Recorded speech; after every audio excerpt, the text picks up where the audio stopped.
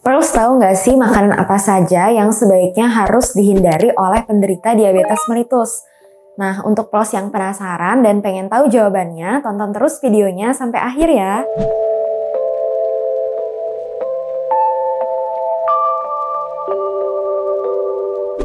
Nah, jadi ada beberapa list makanan atau daftar makanan yang sebaiknya dihindari oleh penderita diabetes mellitus.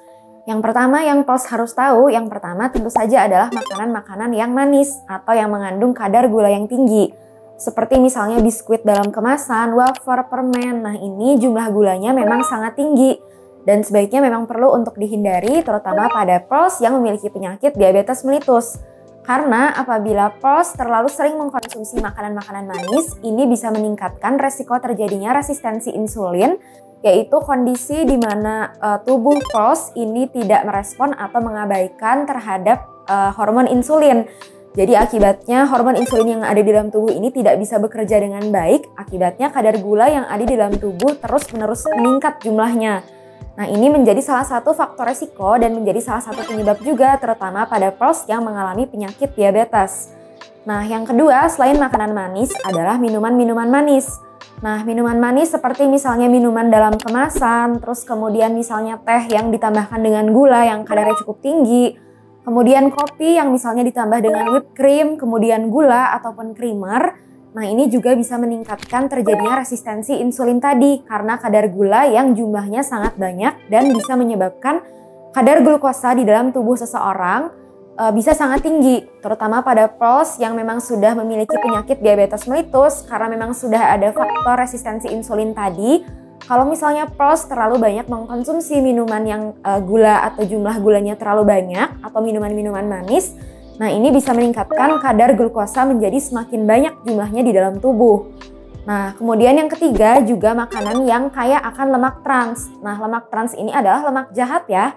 Misalnya adalah makanan-makanan seperti gorengan, kentang goreng, ataupun misalnya keripik kentang dalam kemasan.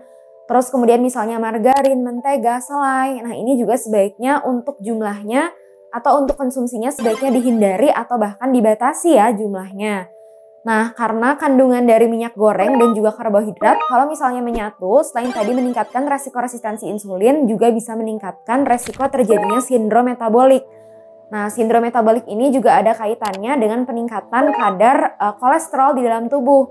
Terutama jumlah kadar kolesterol baik ataupun HDL jumlahnya akan menurun atau akan berkurang. Nah, selain itu, kalau misalnya pros terlalu banyak konsumsi makanan yang mengandung atau yang kaya akan lemak trans juga bisa meningkatkan resiko terjadinya penyakit kardiovaskular atau penyakit jantung, terutama memang pros yang sudah memiliki komorbid diabetes mellitus. Nah, untuk yang selanjutnya adalah konsumsi seperti madu ataupun sirup maple. Nah, pros perlu mengetahui ternyata dalam 1 sendok gula putih ini kadarnya yaitu sekitar 12,6 gram glukosa. Nah, sedangkan untuk madu sendiri ini ternyata jumlah kadar gula atau glukosanya ini jauh lebih banyak dibandingkan dengan konsumsi 1 sendok gula putih. Kalau misalnya pros mengkonsumsi madu sebanyak 1 sendok, ternyata kadar gulanya ini bisa sekitar 17 gram. Sedangkan untuk sirup maple sendiri ini kadar gulanya sekitar 13 gram. Wah, jadi konsumsi madu ataupun sirup maple yang mungkin misalnya sering dikonsumsi bareng dengan roti, ternyata kadar gulanya jauh lebih tinggi dibandingkan dengan konsumsi gula putih.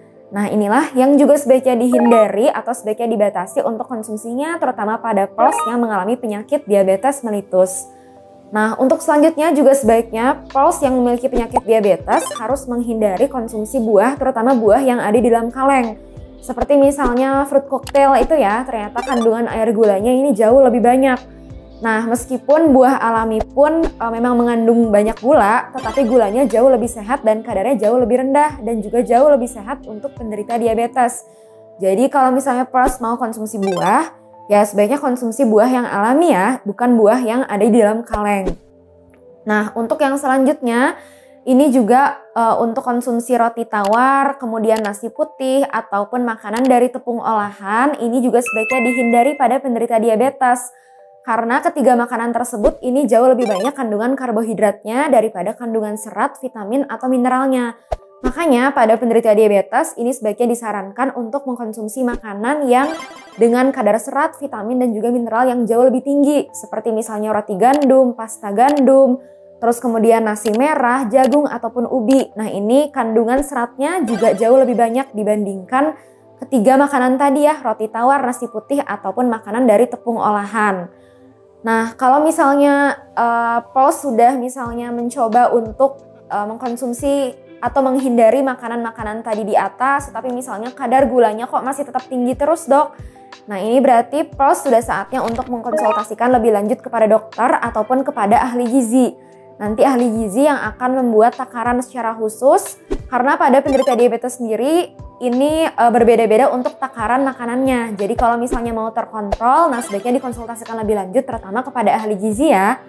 Nah, terutama juga kalau misalnya Pulse memang sudah memiliki penyakit diabetes, ini tetap harus mengkonsumsi obat seumur hidup. Karena diabetes mellitus ini adalah penyakit yang harus terkontrol seumur hidup. Jadi jangan sampai satu hari pun ketinggalan untuk minum obat. Dan jangan lupa kalau misalnya memang Pulse sudah memiliki penyakit diabetes, selain tadi minum obat yang teratur, juga jangan lupa untuk mengecek kadar gula darah atau mengontrol kadar gula darahnya setiap 3 bulan sekali. Nah, kalau misalnya Pulse ada pertanyaan lain yang mau ditanyakan, jangan lupa untuk tulis pertanyaannya di bawah di kolom komentar ya. Nanti saya akan coba jawab secara satu persatu pertanyaan dari Pulse yang masuk ke kolom komentar.